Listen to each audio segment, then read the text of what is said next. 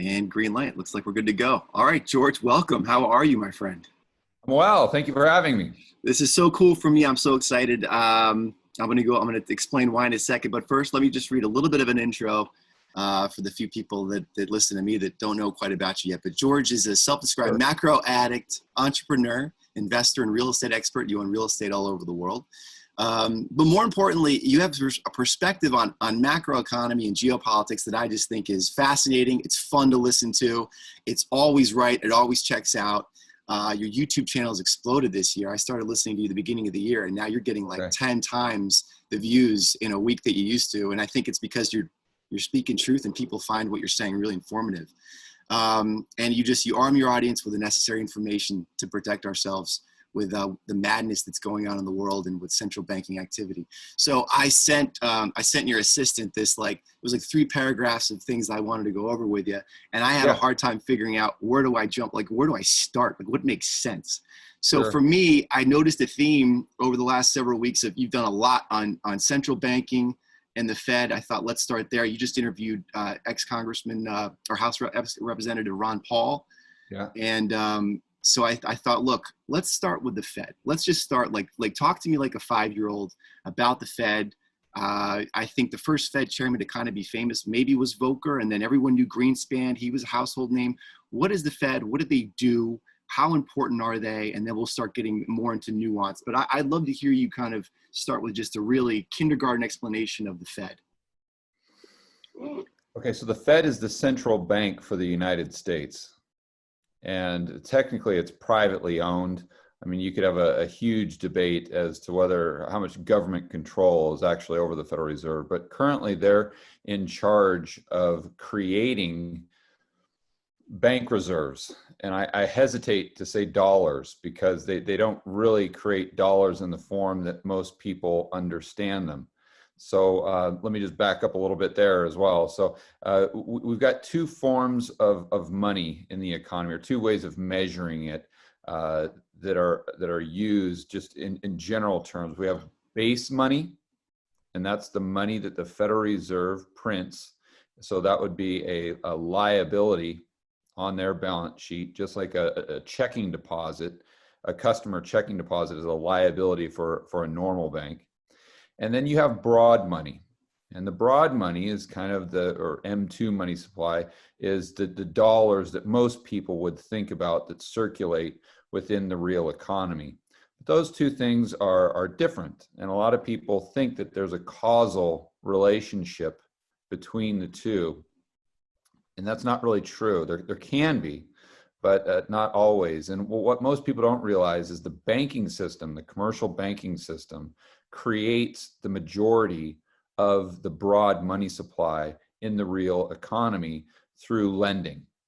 So if you've got a loan that you take out from the bank, let's say to buy a house for $100,000, that's $100,000 of money supply that did not exist prior to you taking out that loan. And Right. then conversely, if you immediately paid that loan off, then that would be a reduction in the broad money supply of $100,000. Now it really gets into the nitty gritty, which I won't do here. I've interviewed guys like Jeff Snyder that understand Yeah.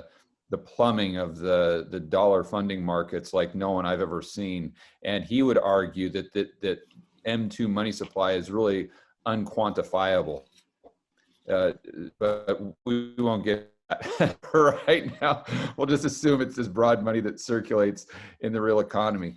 So where the Fed comes in, let's kind of look at it prior to 2008 and then after 2008, because there's a big difference. So prior to 2008, the Fed would really manage the Fed funds rate. We hear that all the time. Well, what are interest rates? Right. That's really just talking about the Fed funds rate. So they set a target rate where banks lend to each other overnight, and by lowering that rate, they try to, and emphasis on try, they try to stimulate lending and therefore economic activity. And prior to 2008, they would do this by creating these bank reserves, and they create the bank reserves to buy assets, mostly treasuries, sometimes mortgage-backed securities, from what we call primary dealer banks. And they're, I'm not sure how many of them there are, but they're like a JP Morgan, something like that. So what happens is the JP Morgan has these treasuries, let's say on their balance sheet, and that's an asset on their balance sheet.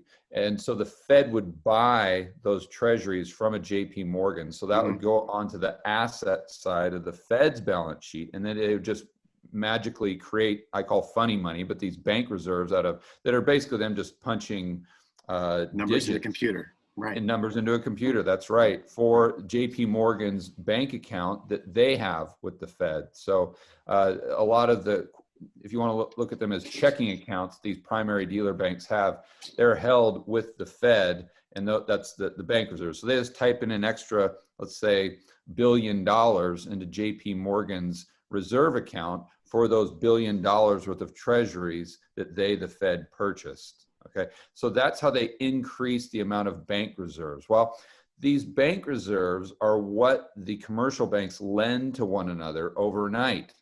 I mean, now we don't have reserve requirements, but prior to COVID, we actually had reserve requirements in the United States of, let's say, 10%. Now, it was different based on the size of the bank, but we'll just say 10% to make it easy.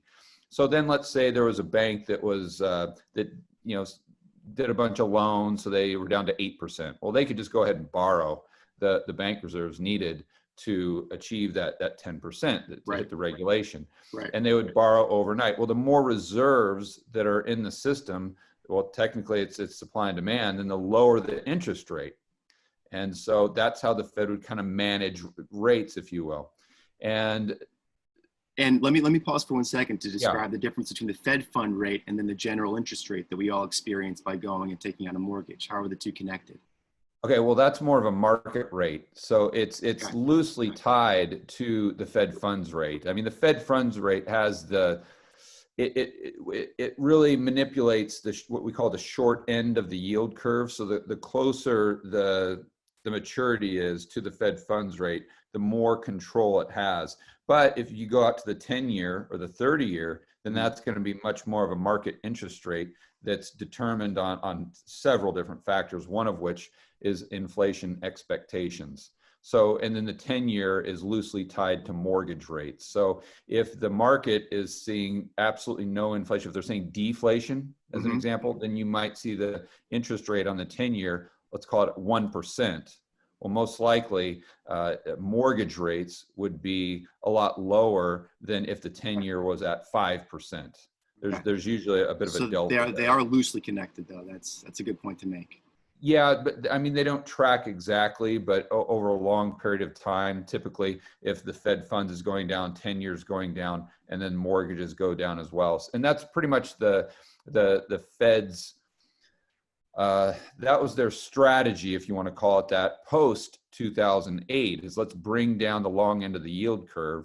So we bring down interest rates in the real economy and stimulate borrowing and stimulate demand. It's this Keynesian approach where they increase the demand side of the equation. They think that kind of that tide raises all boats in the harbor. I would argue that it really doesn't, but that's a whole other discussion. Well, that's the way they think, right? Isn't that part of their boom bust psychology of this is the way markets work anyway? So is that part of why they have inflation targets? Is to kind of create this boom bust? Credit is easy, then they make it harder to get. Am I on the right track there? Kind of. I mean, there were people like Krugman that came out in the early 2000s after the dot-com bust and literally said, we need to create a housing bubble, or we need to create another bubble to make up for the bubble that just burst. And because they're just strictly focused on demand, and they think that if it's government spending, regardless of what it is, as long as there's demand to fill the void, then we're all good. Then we just buy time until animal spirits and entrepreneurs go out there and start creating economic activity that brings everything back, and then we can lay off the alcohol in the punch bowl. But unfortunately, I don't think it works that way at all. But after 2008, the Fed came in, as we know now, with quantitative easing.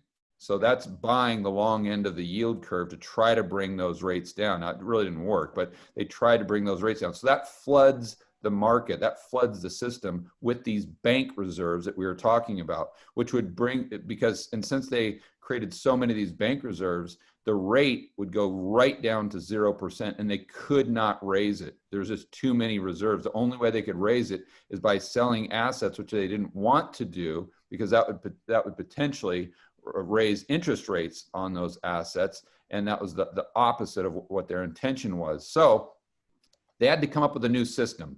So they came up with something called interest on excess reserves, IOER, or interest on reserves. And what they did basically is say, listen, we'll pay the banks, let's say 1%, in order to keep their bank reserves held here at the Fed in their checking accounts.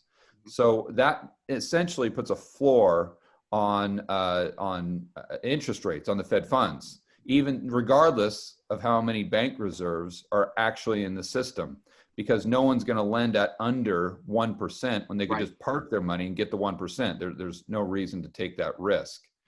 So this is kind of how they micromanage it now, and it's not a market function. And because of that, they had to do some other things with reverse repo. It gets pretty technical, but that's basically how the Fed manages the Fed funds rate, which theoretically has kind of like a trickle down effect or a trickle through effect through the entire yield curve. And the strategy, I would argue that it doesn't really work, but the strategy is to bring down interest rates to stimulate economic growth. And that's where we're at now. That's what the Fed is trying to do right now. Well, now they've gone off the deep end. I mean, now they've gone from quantitative easing to propping up the repo market. Back in March, they were committing to $1 trillion a day. Now they weren't doing $1 trillion a day, but they're committing to $1 trillion a day in repo transactions, if that's what it took. It's QE infinity. They've created all these 4 and 5 letter alphabet soup bailout packages for the big corporations. Now they're buying junk debt through ETF, junk debt of corporations. They're buying high yield corporate debt. The Federal Reserve Act does not allow that in any way, shape, or form, but they're completely ignoring the Federal Reserve Act. They're ignoring the law. And that's why they're now such a huge part of the economic discussion. You talked about Volcker before. Mm-hmm. And I mean, who was one Fed chair prior to Volcker? I mean, can anyone name? No, because it didn't matter. That was my point. Yeah, that's why I said him, because no one knows that. It was Volcker and then Greenspan and then Powell. No one, It wasn't a big deal. The Fed really wasn't this, it might have been as powerful, but it wasn't that much of a talking point within the market discussion on where stocks are going, where bonds are going. Now, it's like the Fed is the sun. It's like everything just revolves right around the Fed and the Fed's decisions. I mean, even their meeting minutes, everyone goes to them with a fine-tooth comb and just tries to analyze every single word that Jerome Powell says. And the markets go up or down based on every single period or comma or exclamation point.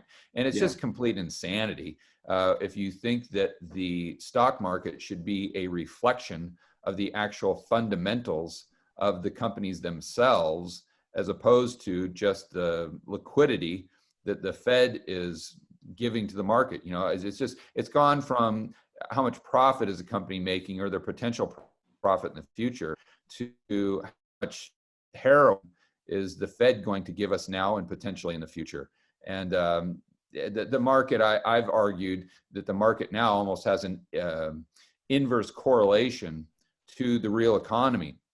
In other words, the worse the real economy does, the better the stock market does, because that means the Fed comes in with a put, if you will, and provides more liquidity that has the effect. Now, whether it's a direct effect or just a psychological effect, you could argue that, but still we've seen the markets go up as a result. And I would also argue that now we've gone from a Fed put to more of a government put. And when I'm talking about a put, I'm just talking about a backstop to the market. So since 2008, We have all these banks, hedge funds, financial institutions that are taking exponentially more risk. Well, why is that? Because they're just rational players that are just trying to pursue their own self-interest. And they're thinking, okay, well, if we're quote unquote too big to fail, we can take on all this risk, and it just behooves us because the gains are privatized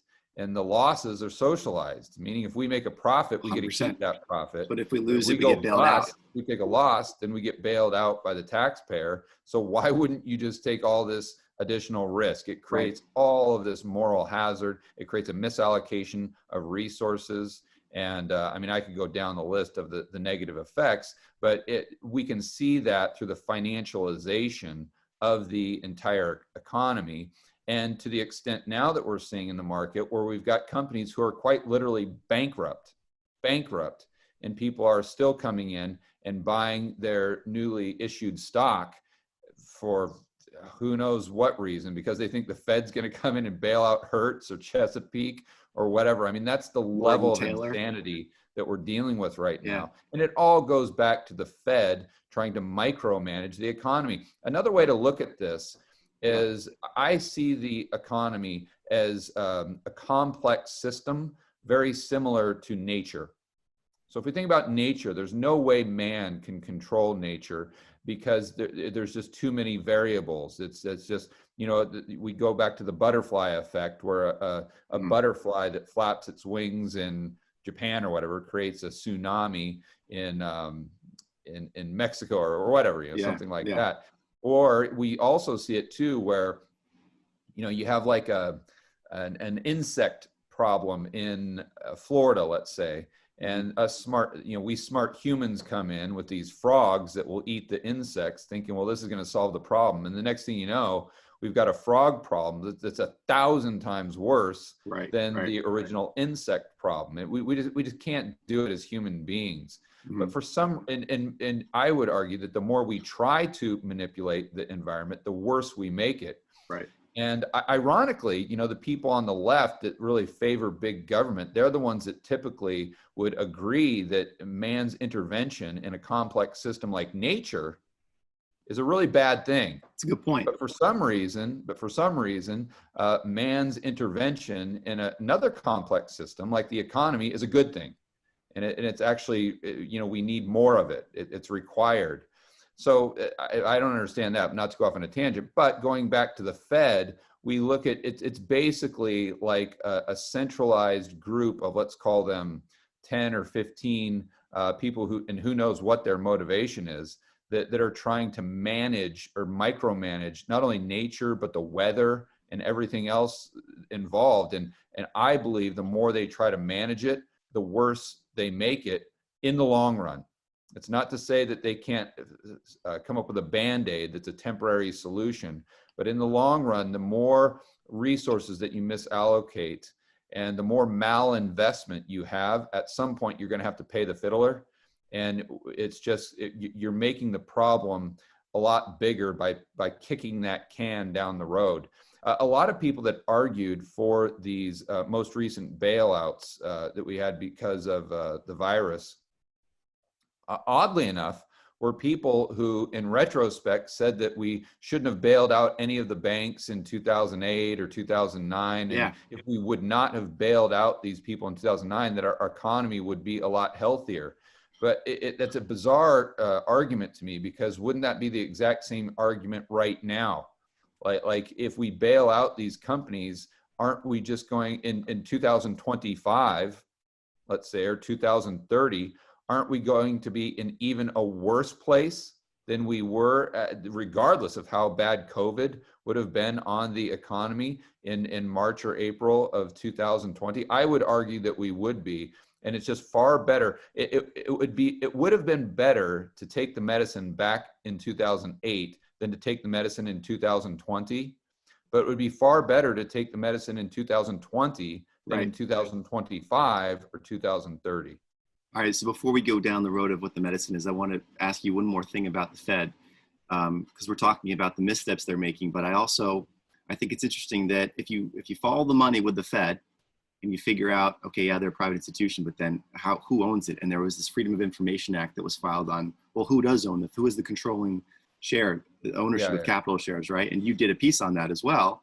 And yeah. it's like you're following it, you're connecting the dots, and then you get to the Fed, and then who owns the Fed? And you actually come back down to Goes it's right back to Citibank. It's like you hit the top, and all of a sudden you realize there's a revolving door up here at the top. It's like the biggest Right. banks, and then minority owners are China and Japan's central bank. So it's like, now that's the way it obviously must have been working for a while. But can that keep working, or do we need a group of civil servants at the top, or can it be basically this really small niche of a corporate hierarchy that can decide, make all the decisions that the Fed is making? Well, I think you should eliminate the Fed. I don't see a reason for the Fed. I'd eliminate it altogether. And I'd just go with the good old market forces to determine interest rates. I mean, we've only had a Fed since 1913. So if we could go through the entire 1800s, and I would argue the latter stages of the 1800s were probably the best economy from a standpoint of numbers that we've ever seen. We had 3% roughly deflation in the 1870s, 1880s.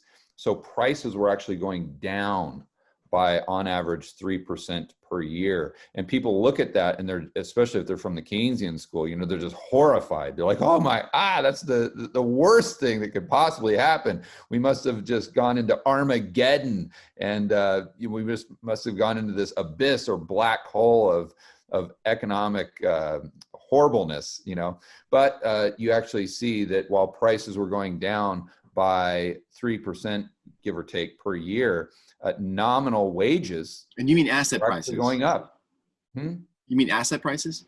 No, nominal wages. Oh, nominal wages. Okay. So wages of the average Joe and Jane were actually going up by roughly 1% per year. We had positive nominal rates of 4%. So that means real rates that you were getting just by putting your money in a bank account would have been 7%. We had positive nominal GDP.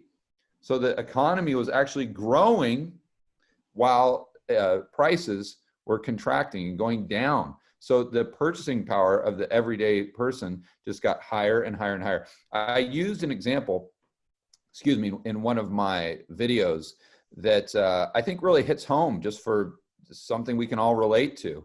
And that's whether, now or maybe it was when we were a teenager or something like that. A lot of us worked in a fast food, maybe a pizza place, something like that. Mm-hmm. So I just use the example of someone working at McDonald's, because you always hear this from, we have to pay a living wage, and we have to do, we have to micromanage the economy. We cut it because the free market won't take care of it on its own. But if you think back to the late 1800s, this is when we had an extremely free market. There was very little regulation, a lot of competition, and obviously no income taxes. But going back to that, let's say that you're the average McDonald's worker or so, and you're making $1,500 a month. And we'll just assume that your expenses are also around $1,500 a month. So you've got no savings. We've all heard the story. Mm-hmm. If you worked at that McDonald's for 20 years and you never went from being the guy making the fries to the manager, the cashier, or you never got a promotion, mm-hmm. You just did the exact same job, right? But your wages went up by 1% per year. At the end of 20 years, you'd be making roughly $1,800 a month. So a pay increase in nominal terms of $300, right? Most people would say, oh my gosh, that's terrible. That's a nightmare. We've got to pay them a living wage, see what happens in the free market, but they're not looking at the expense side of the equation. That same person's expenses would have gone from $1,500 a month down to $800. So that's why. Okay, so their purchasing power at the end of the month, they went from having zero in mm-hmm. disposable income to $1,000 a month in disposable income. And that's if they're working the exact same job. And I'm not even calculating if they would have taken the money that they started saving as a result of prices going down, putting it into the bank, and that compounding at a 7% real rate per year. You see, so Right, right. so what's the way, you know? And another thing that people really kind of the buzzword right now that I don't like, and I'm actually trying to stop using the phrase myself, is the wealth gap or inequality or something like that. I don't know why we are focused on inequality when we should really be focused on improving the lives and the standard of living of the poor and middle class.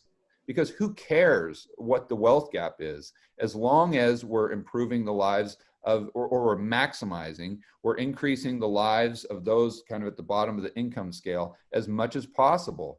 I mean, do we want everyone equally poor? Would that be a more desirable outcome than having a big wealth gap, but the trajectory of the standard of living of those at the bottom of the income scale always improving? So I think we really need to change the terminology. Instead of focusing on inequality and the wealth gap, we focus on improving the lives of the poor and middle class. You know, how can we do that? And people just assume that if we take money from these people and give it to these people, then we're improving their lives. But that's such weak thinking. And that I don't know if you've read any of Thomas Sowell's books, but he's shown that nowhere in history can you find a group of individuals that have gone from poverty to affluence by the interventions of government.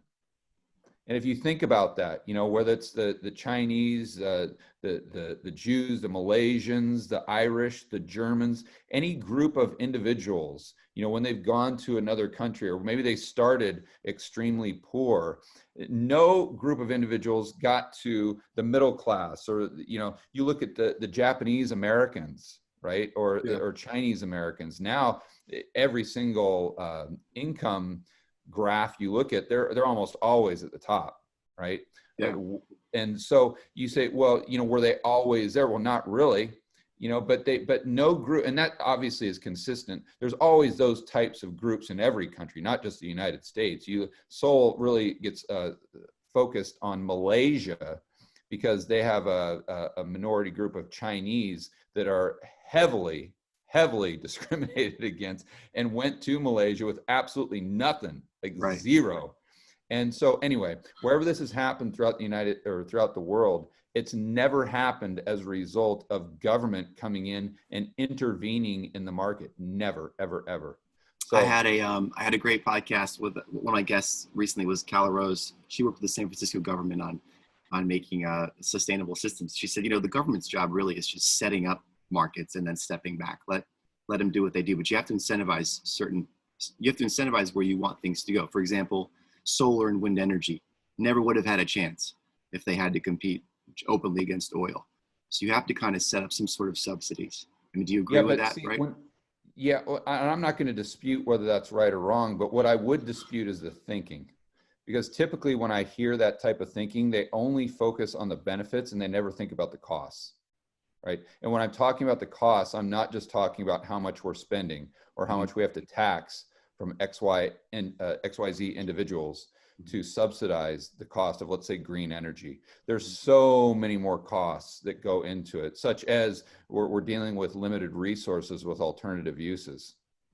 Right. No one really thinks that through. And I'm not saying that on net balance, that wouldn't be desirable. I'm not saying that it would or wouldn't, but what I am saying is you never ever hear anyone that argues those types of things doing a cost benefit analysis. And whenever I'm talking to someone or when I'm listening to someone on a podcast or YouTube, I always, you know, whenever they're arguing for a specific narrative or whenever they're debating a specific position, I always believe that if the person truly understands their position, they should be able to argue the opposite side just as well, if not better, that's than their opponents. I agree with that.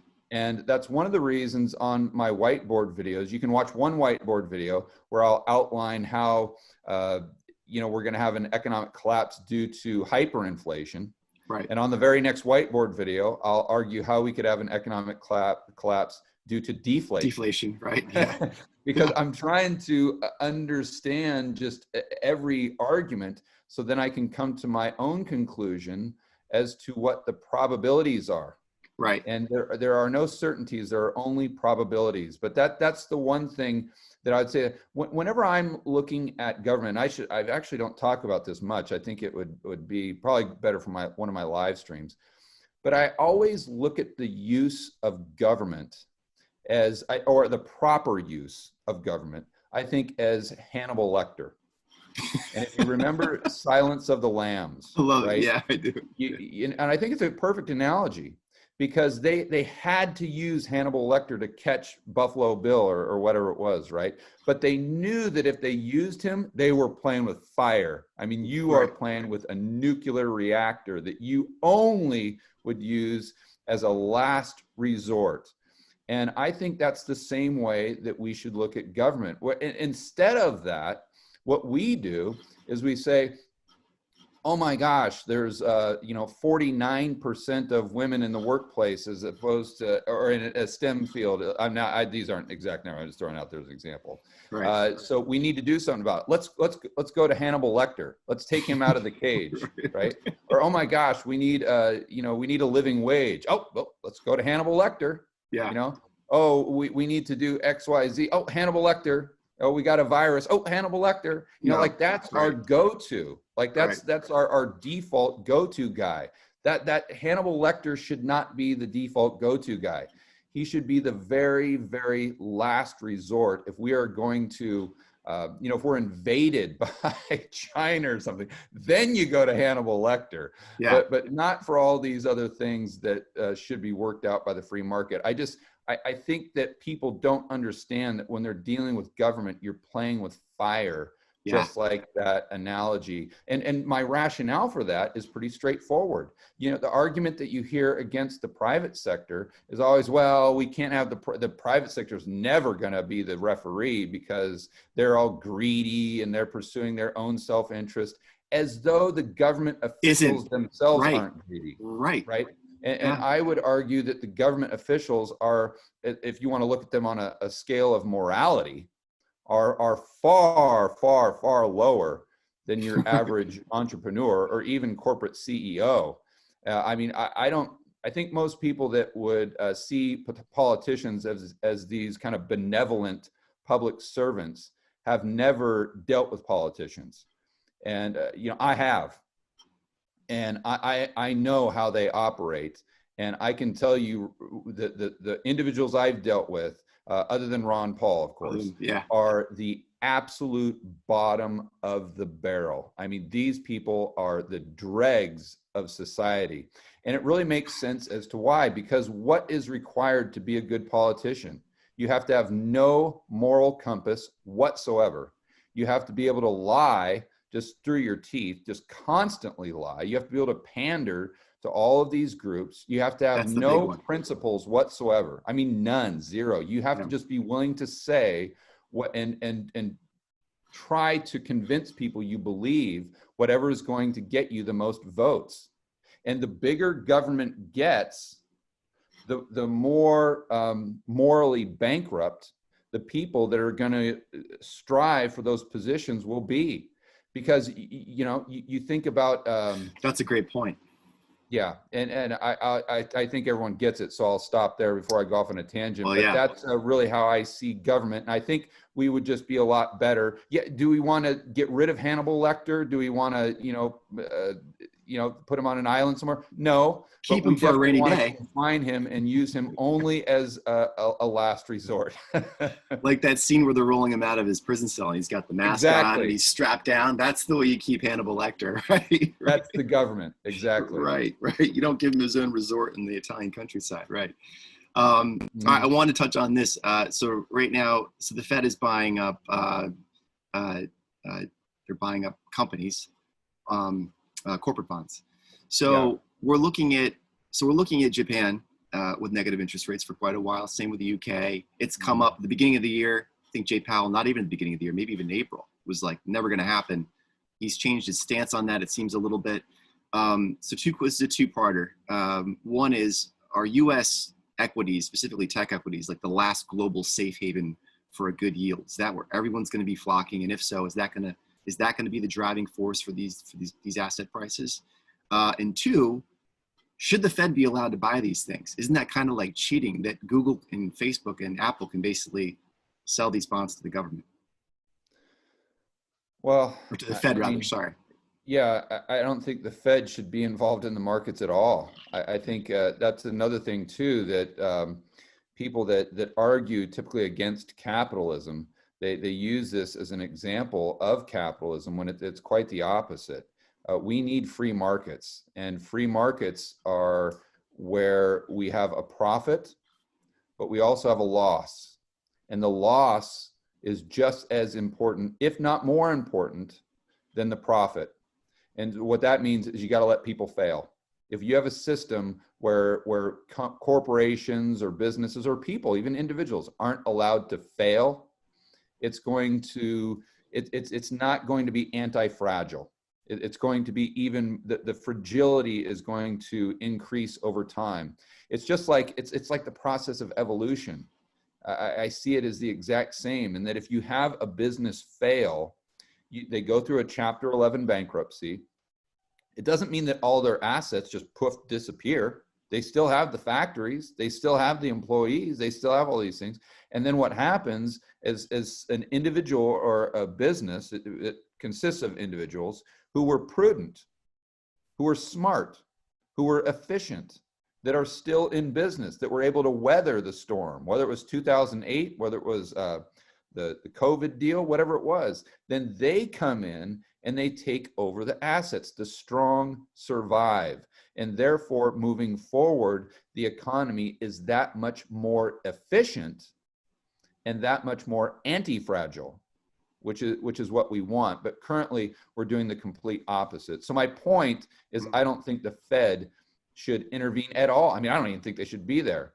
So I definitely don't think that they should be buying corporate debt. And I definitely don't think they should be buying corporate debt of companies like Apple that have, $50 billion of cash and $50 billion of stock. I mean, they basically have $100 billion sitting on their balance sheet. And for some reason, we're not allowing market forces to work buying their debt. So that goes to a very interesting question. And I addressed this in one of my videos, and I don't know if you want to go down this rabbit hole, so stop me if you want to go off on a different topic. But everyone looks at the Fed and they get hyper focused on their balance sheet.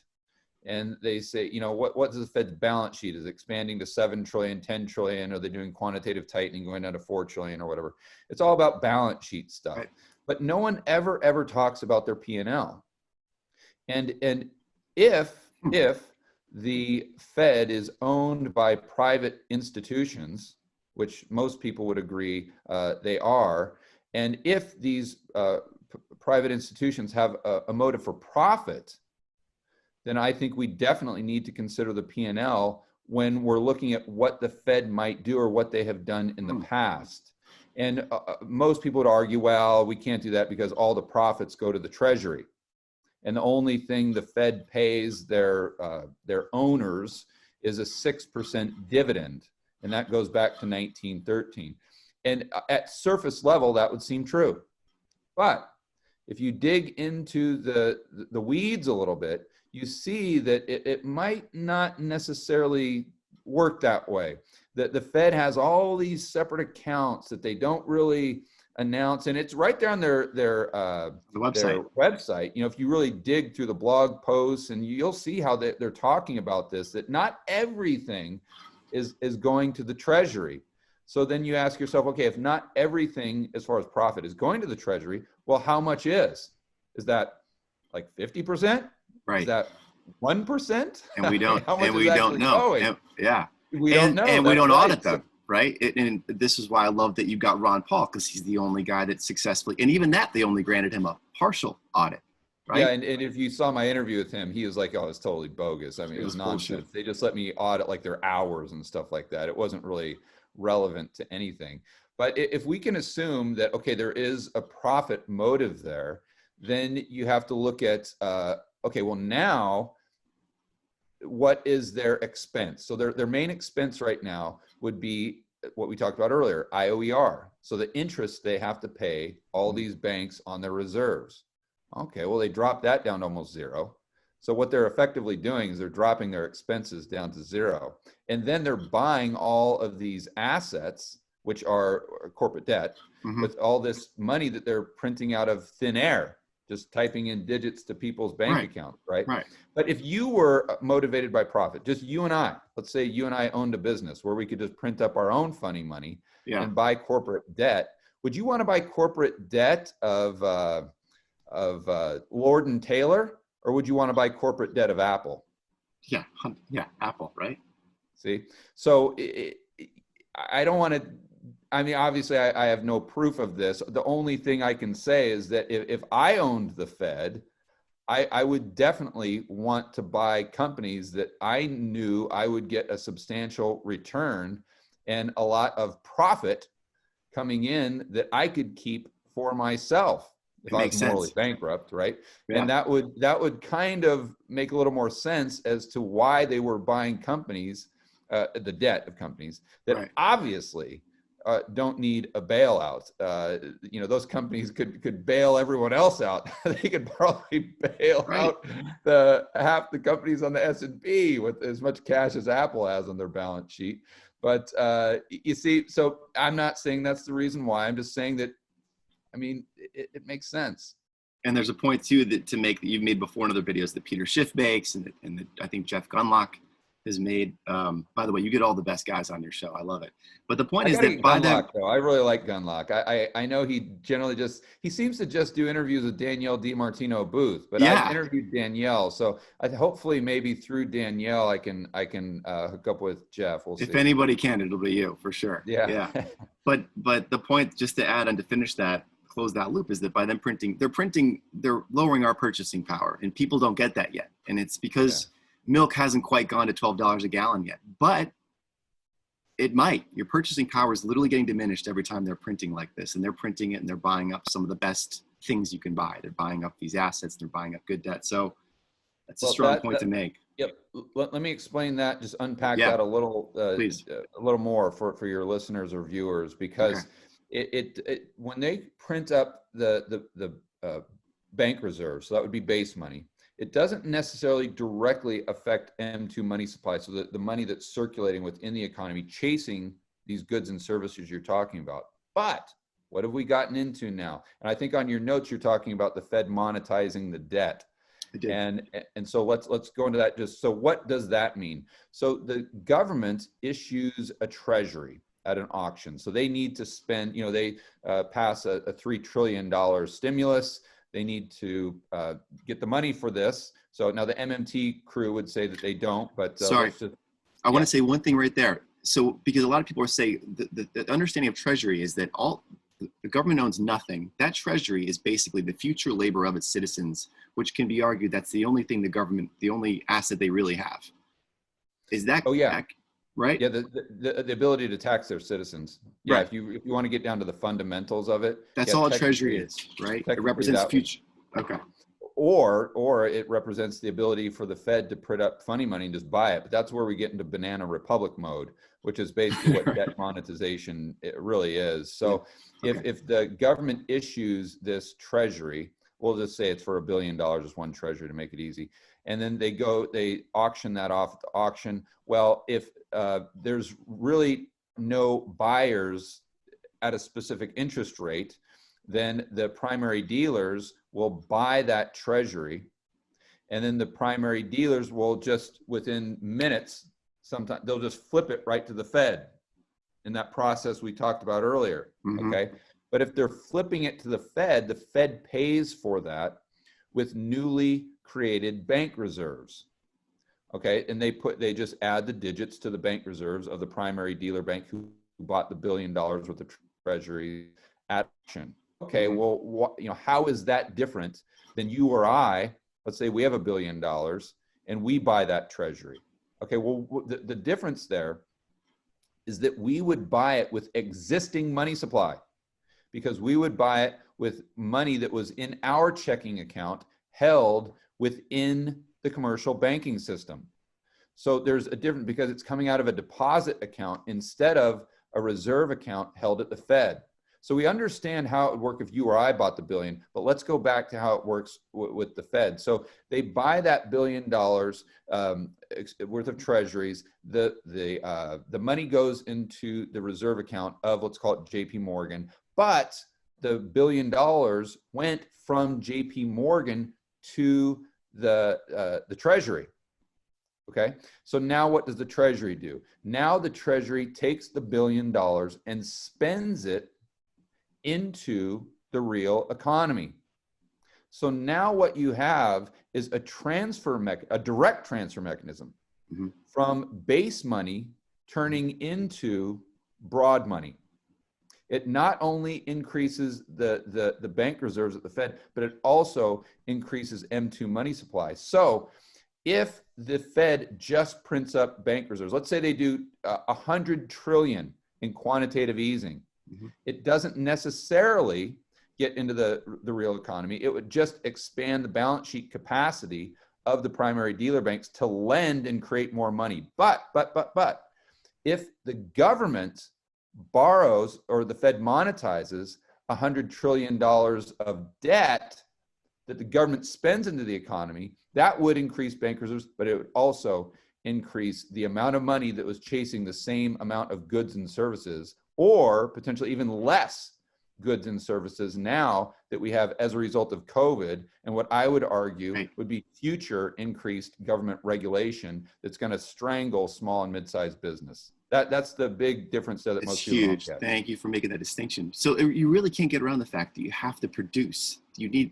economy needs to be producing things, because you can print more money, you can give more to the banks. All they do is lend. They're not producing, right? I think Schiff gives the best example of this, and I don't know his exact example, but basically it's, let's say you've got $1 billion of green pieces of paper. If you had that in a suitcase here in the United States, you'd be rich, right? You could buy anything you want. But if you had it on a desert island, how rich would you be?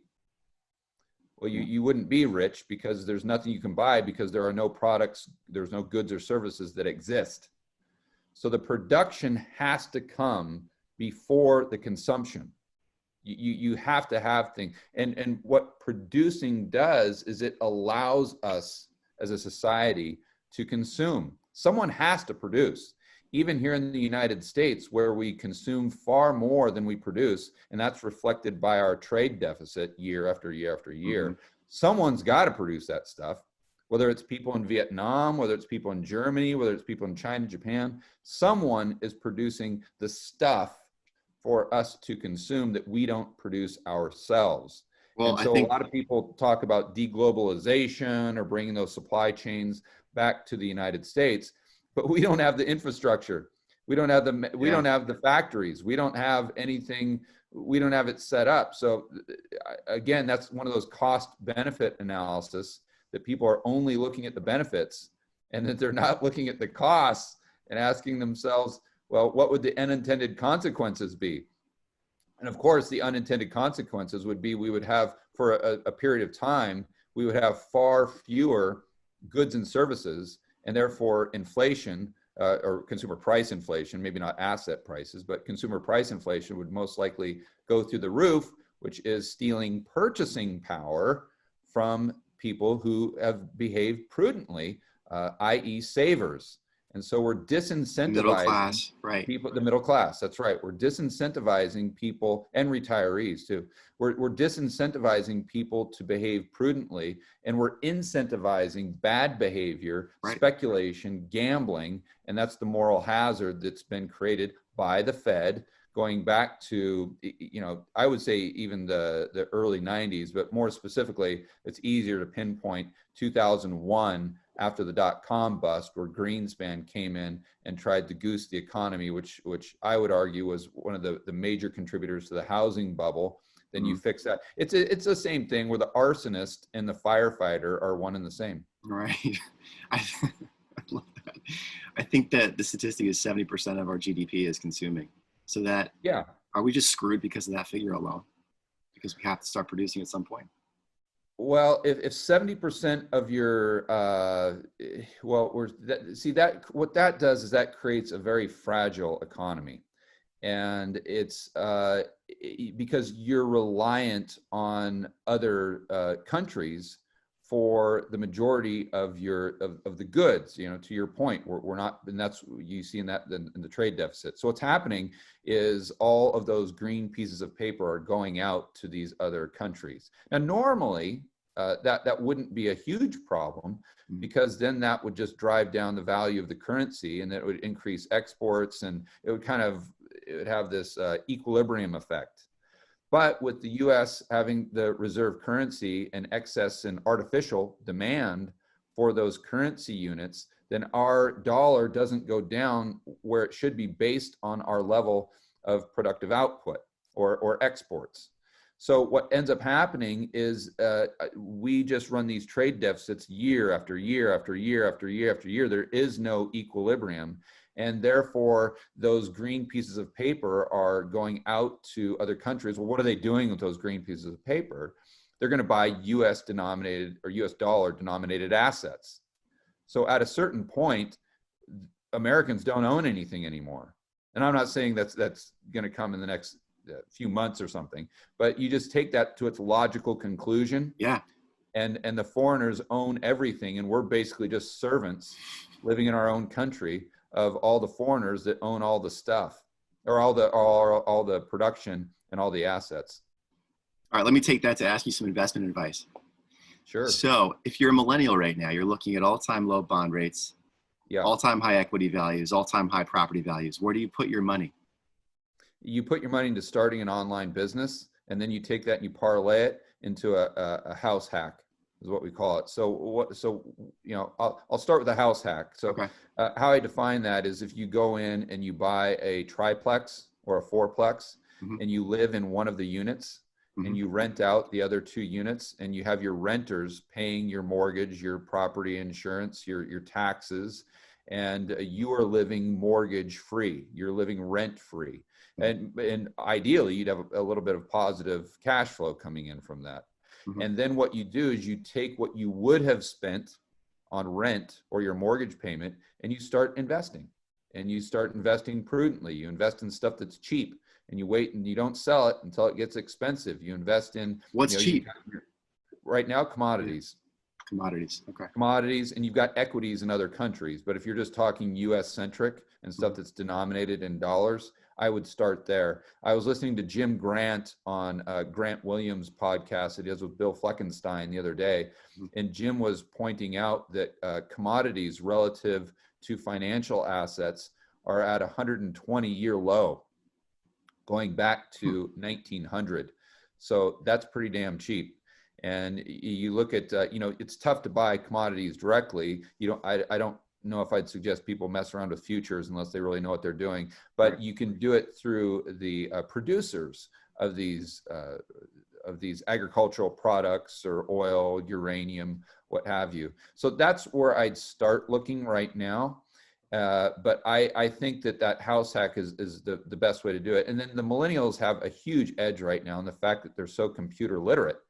They grew up with these things. I'm 47 years old. I didn't grow up with a computer. We had, when I was a teenager, I remember we had like a Commodore 64, but it was more for like video games and stuff like that. It wasn't anything what we have today. So they grew up with this stuff. They have a huge edge right there. And I have, now that I've had this little YouTube channel and whatnot, and podcasts and stuff, I have a little bit of experience with online business, but I have a lot of experience with offline business. I was an entrepreneur up until 2012 when I retired. I've managed, I've started several different businesses. I've had businesses that have only had 5, 10 employees. I've had businesses that have had over 100 employees, and everything in between. So what was the did you retire from real estate investment? No. I didn't even start investing in real estate until I retired. Oh, okay. What was your career? I'm curious. What was your career up until that point? Okay. Yeah, I was an entrepreneur. As soon as I got out of college in the late 90s, the first thing I did was start a little t-shirt company. I was working valet at the Golden Nugget in Vegas. No way. I was working graveyards. And I did that intentionally because the graveyard shift then was 10 p.m. to 8 a.m. and you'd work 4 10s, and that would give you the majority of the day to where I could focus on my business. And I would just sleep from like, I can't remember, like 4 or 5 in the afternoon to like 9, or 4 in the afternoon to 9 at night, or something like that. And then I'd take all the tip money that I was getting from working valet, and I just dumped that right into my t-shirt business. Now, of course, that was a miserable failure. It didn't work out, but it really, but it really taught me a lot. And yeah, I've had a lot of businesses that didn't work, but fortunately, I had a couple more that that panned out. And the last business I had, we started that in 2008 or so, I think the end of 2008. And by 2012, I had that up to over 100 employees, part-time, full-time, and doing 24 million in annual revenues and doing business all over the world and stuff. And that's when I kind of call it quits. So when I hung it up, when I was 38 years old in 2012, I knew nothing about investing. I knew nothing about macro. I didn't know what a yield curve was. I didn't know what the Fed was. Zero, absolutely zero. Not only that, but I was a horrible student. I almost flunked out of high school. And I always like to mention that, because people maybe see what I do with the YouTube videos or the people I interview, and they always say, oh, I could never do that. You know, George must have this background in economics, or he. That's what I would have said. Quite the opposite. That's what I would have said. I watched one of your YouTube episodes, and it literally takes me a week to, either look up the book that you mentioned, or look up look at this podcast, look at this interview, look at this website. By the time I've done all that, a week has gone by at least, and you've made 5 more episodes in that time. I can't even keep up with looking at. So it's to be honest with you, it's like, it's intimidating, because I think people look at you, they're like, he's putting out so much valuable information and content. So he must have had a whole career. He must just have this, in his brain already from working it from 20 years. And so he's just basically sharing now. To think that you actually are still learning this stuff on the fly is incredible. I think it's amazing. Yo, I appreciate your kind words, but yeah, I've never taken a finance class. I've never taken an econ class. I've never, like I said, I almost flunked out of high school. I ended up barely going to college, where my grades weren't that much better than they were in high school. It just never really appealed to me. But in 2012, I just really dove in head first. It was, the catalyst. I was in Singapore. I was staying at the Marina Bay Sands, and I had about 15 minutes before a dinner date there. We were eating at STK, one of my favorite steakhouses. Okay. And, but I had about 15 minutes to blow. And I just happened to be on YouTube, and I stumbled across Milton Friedman's Free to Choose series that he did. Just watched that. I just watched that because I watched one clip from it because you brought that up. Yeah. Yeah. Sorry. And that's what just, man, he just articulated so well what I'd had in my mind for so many years, and I'd never heard anyone just express it so well.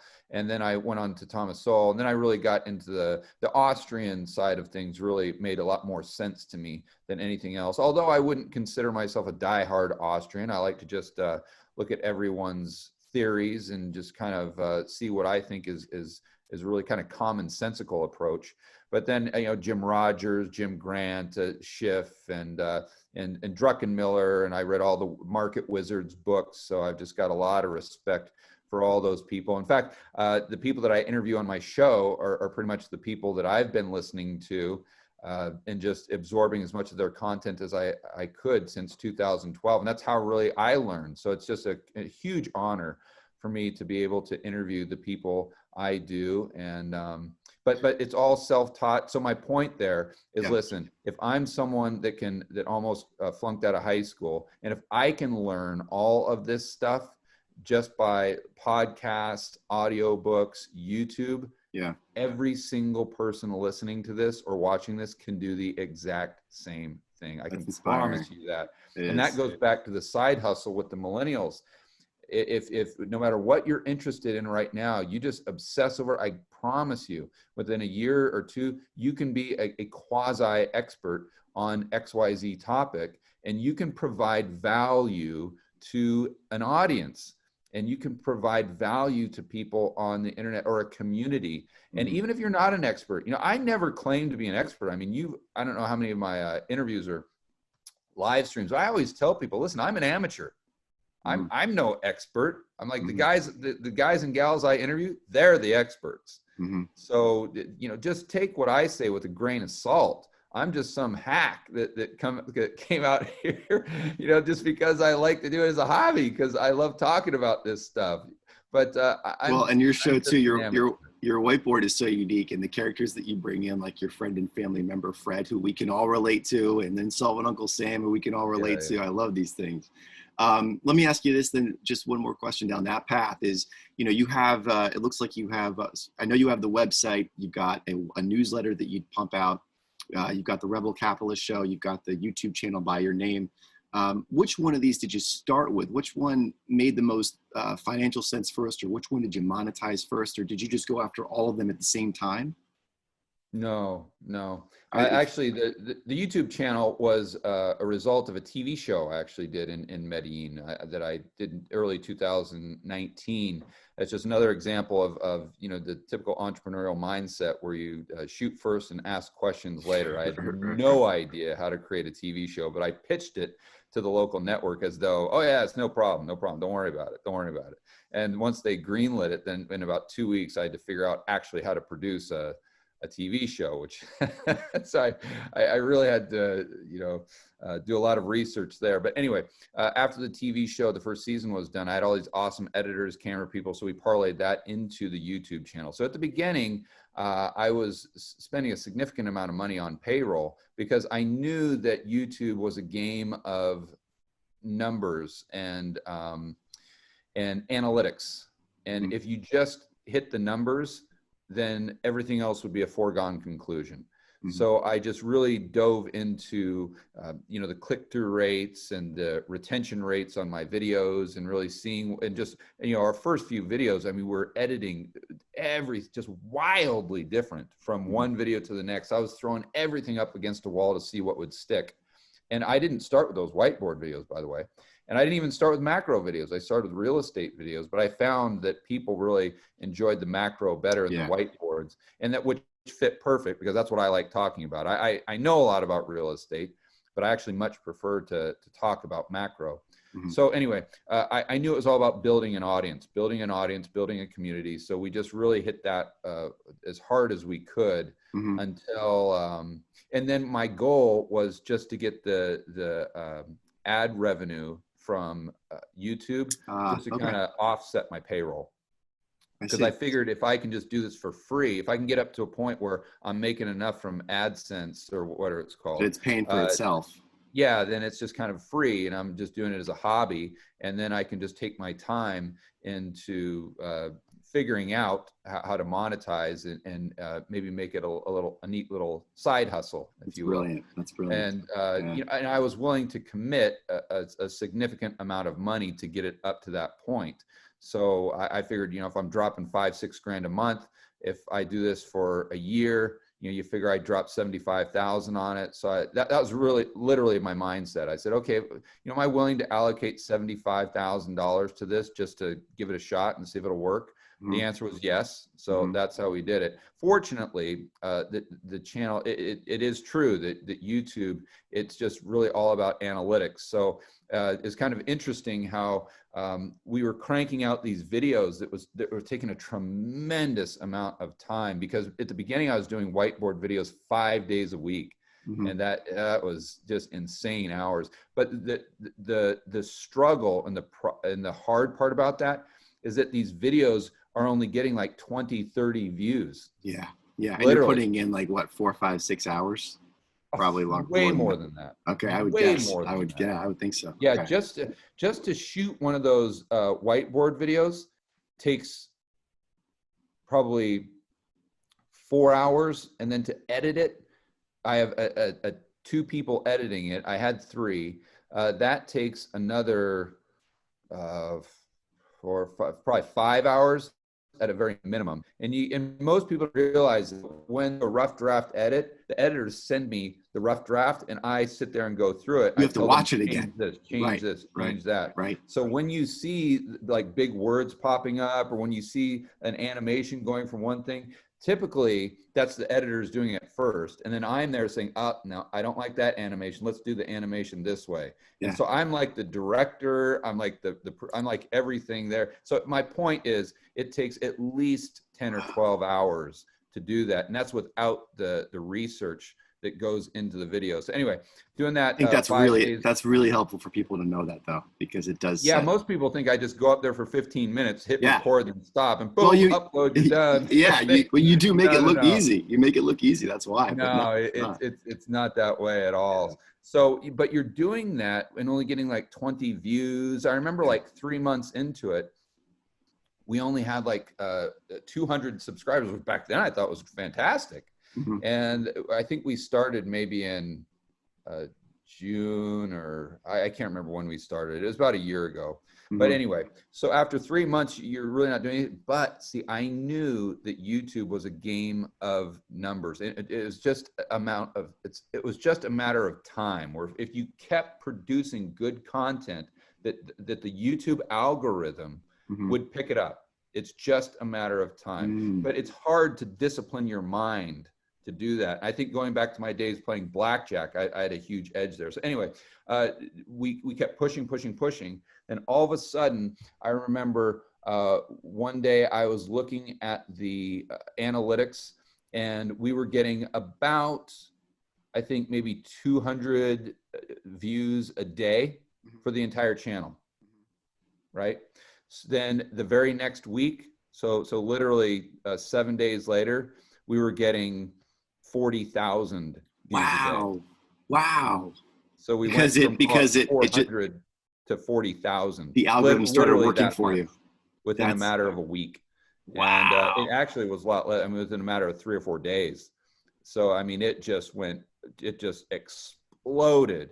And why is that? Because just like I knew it was all about the algorithm picking it up, and I just didn't have enough content there for the algorithm to take me seriously. And when I say me, I'm saying anyone out there that's mm-hmm. considering starting a YouTube channel, mm-hmm. Starting a blog, creating content. Mm-hmm. This is the way it works. And this is why so many people give up and fail, because they just think it's not working when they don't realize that it's not that it's not working. It's just that the algorithm or whatever hasn't picked it up. Now, it is true that some people don't have very good, or a lot of people don't have very good content. But right. If your retention rates are high, if your click-through rates are high, and I'm talking about YouTube specific, mm-hmm. then it's just a matter of time before they get it, and then it just completely explodes. So then, to further answer your question, the next thing we did is once I got that making payroll, the ad owner, we did an affiliate. No, the first thing I did was consulting. Mm-hmm. So I think we were charging like $200 or $300 an hour or something like that. I'd sit with someone that wanted to ask me a few questions, and I thought that I'd just get maybe 1 or 2 people a week, and that was exploded. I mean, and after like 2 weeks, I told my assistant, I'm like, okay, we got to stop this. I can't, I don't have time to do this. It's a great problem. Yeah. Yeah. So that was the first thing. And then we did a couple affiliate deals where I'd have, now my partner in Rebel Capitalist Pro, Chris McIntosh, as an example, would come on, and, I'd interview him, and then he had a research product. So I'd put an affiliate link in the description of the video, and then I would get an affiliate commission for that.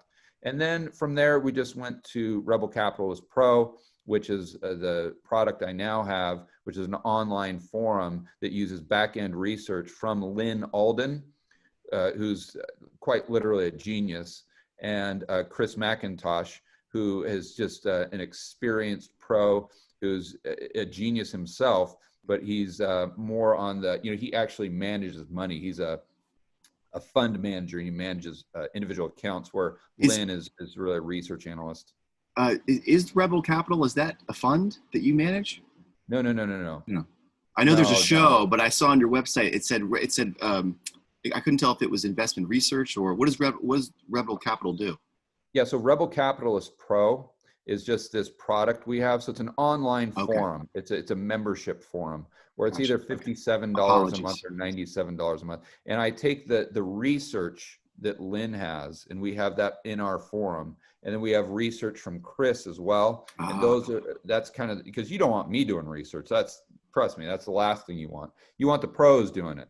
Okay. And so we've got that pro research, and then we've got this online forum where community members go back and forth. They answer each other's questions. It's really it's obviously more, I would say, some kind of lean Austrian, but they like gold, they like Bitcoin, they like things that are cheap. They're value investors.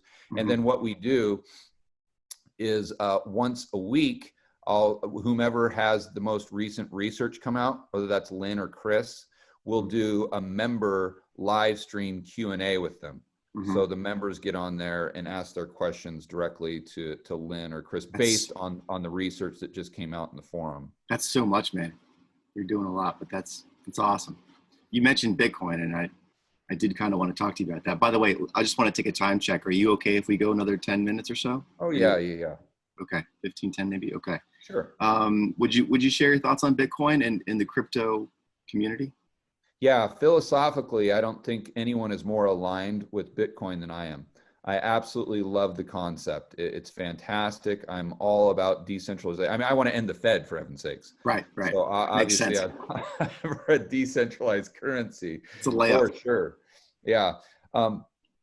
As far as its future, I don't know. I think right now it's not realistic to use it as like a global reserve currency because of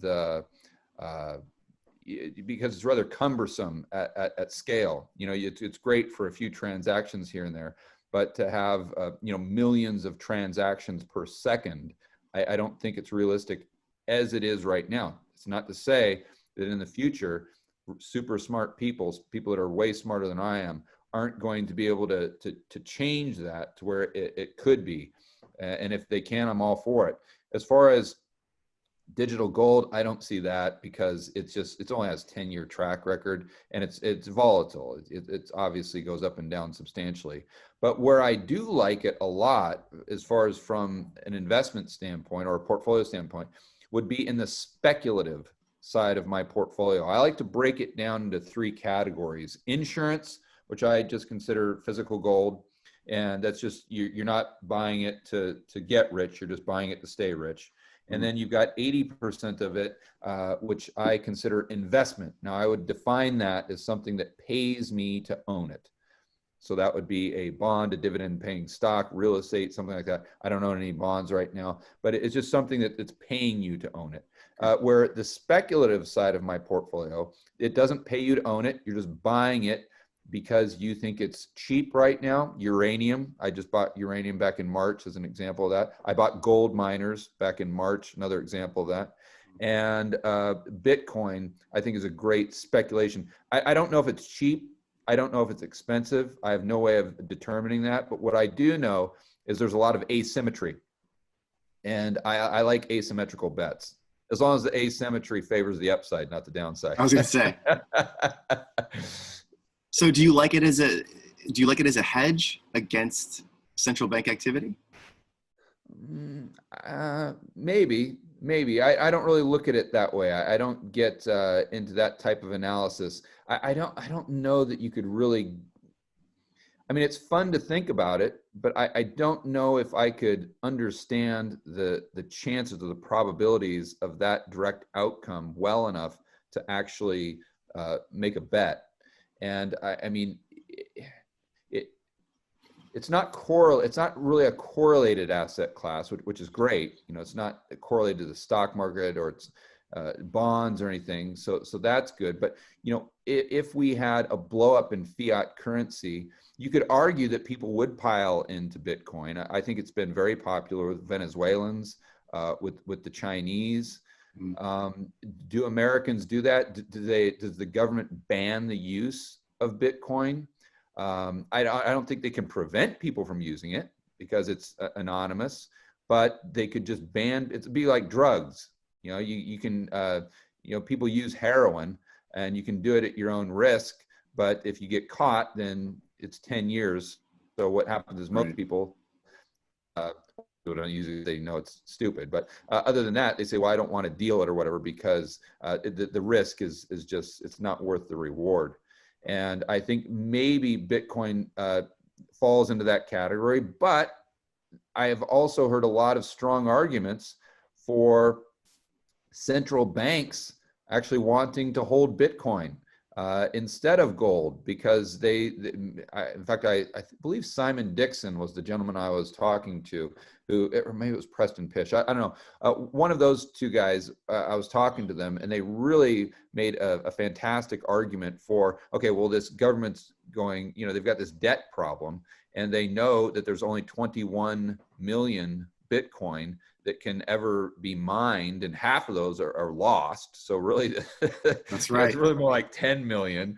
That's right. And so, theoretically, it should continue to appreciate because there's a limited supply. Therefore, if central banks start buying it as a kind of a reserve type asset, and they might do that to hopefully try to write down or pay off some of their excessive debt, almost like the central bank is kind of like a hedge fund, which we've seen them behave that way in the past. Right. So they start buying Bitcoin, and because the float is so limited in Bitcoin, maybe that drives up the price to where you don't have governments attacking Bitcoin or being anti-Bitcoin. Potentially, you could have governments that are very, very pro Bitcoin. Right.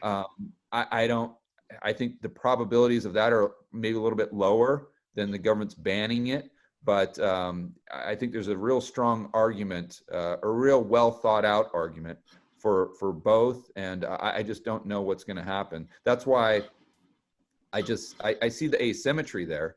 But even in the speculative side of my portfolio, I like to usually allocate about 10% to that. I wouldn't allocate the whole 10%. Now, that doesn't mean that it's right or wrong. Right. I'm just telling you that's what I do personally. Right. And again, I'm an amateur. I'm just the average Joe. So I'm not one of the professionals. So take it with a grain of salt. But I would maybe do like 1% or something like that in Bitcoin. Interesting. Well, Bitcoin and crypto have kind of been taboo for a while, and now you're starting to see at least Bitcoin become a household name.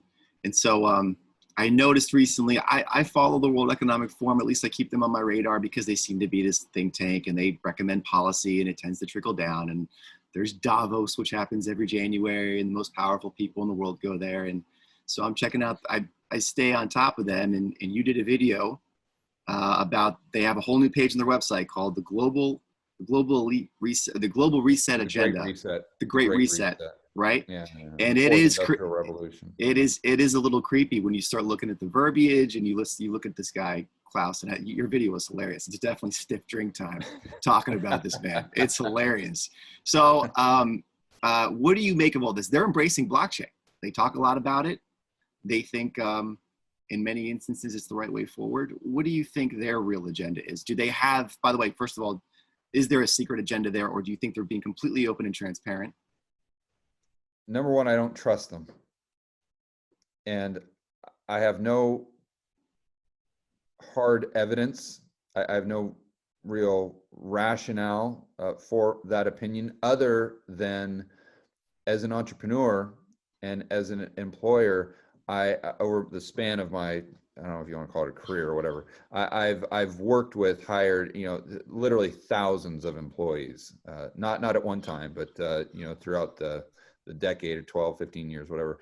And I still have 25 employees. So I'm dealing with people all the time. And back then, you're dealing with sales, I'm just constantly dealing with people. So as an entrepreneur, it's not mandatory, but you do a lot better the better you're able to read people. And when I would interview people, I'd tell them to bring in a resume just because it makes them feel good. But I could care less what was on the resume. I wouldn't even look at it. Right. The only thing, because everyone's going to bullshit their resume anyway. Right. So all I would do is all I want them to do is talk to me. So I just ask them questions, and I don't care what their answers are. I just want to hear them talk. I want to see them talk, because with their mannerisms, with the way they carry themselves, with their posture, I can read someone very well. And if you look at that video or look at all of them and you try to read those people, I wouldn't, I wouldn't trust them with my 8-year-old. Let's just say that. And so, are they nefarious? What's their intentions? I don't know. But if I had to kind of, if I had to estimate the probabilities, I think the most likely scenario is they don't care about they don't care about global warming or climate change. They don't care about blockchain. They don't care about any of this stuff. What they care about is increasing taxes. What they care about is increasing regulation, which basically gives them more control. They want power. And I think this is just a convenient excuse for them to push a narrative that is going to give them more power. And I'm not saying that those narratives aren't, or those, programs or these things aren't important, or that we shouldn't focus on them, or we shouldn't be trying to figure out solutions, a free market solution I would encourage for some things like climate change, let's say. I'm not saying that. I'm not here to debate one side or the other, but what I am saying is I don't think that that's their main agenda, let's call it. And that's giving them the benefit of the doubt.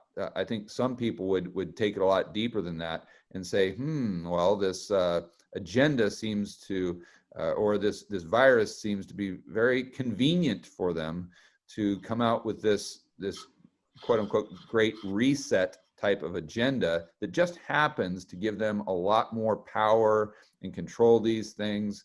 And it's just, the bottom line is I am not in favor of any centralized type of power, whether it's Klaus and his cronies at the World Economic Forum, whether it's the European Union, whether it's the federal government. I'm much more in favor of the states.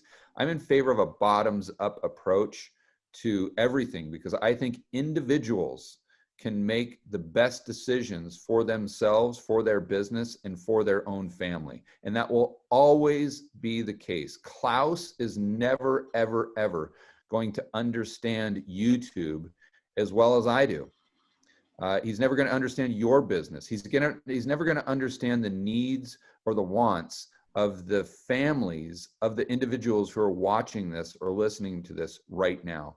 And there's no way to micromanage that. If you do, regardless of the benefit, the cost will always be higher. So those are my main takeaways from that video. And I think people should watch it and they can come to their own conclusion. Take a look for yourself, guys. It's creepy. Yeah, it is. That's for sure. That's for sure. Well, I totally agree with you. Look, you've been very generous with your time, George. I have to say thank you very much for coming on. I have one last question for you. Yeah. Look, I think you're one of the best channels on YouTube. You're one of my top 3 for sure. I listen every week. But I'm curious, who's your favorite YouTube channel? Who do you watch every day or every week?